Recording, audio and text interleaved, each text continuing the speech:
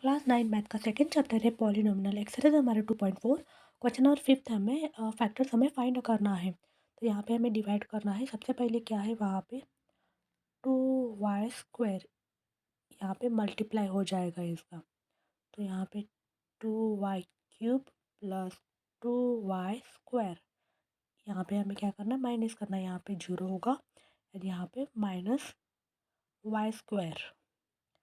And ये as it is लिखना है हमें, -2y - 1। देन y में मल्टीप्लाई करना है हमें। तो यहाँ पे -y² माइनस y,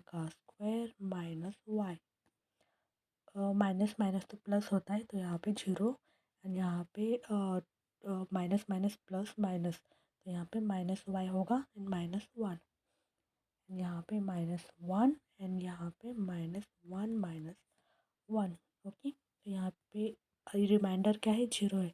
और हमारा जो आंसर है 2y² - y - 1, ये हमारा आंसर है।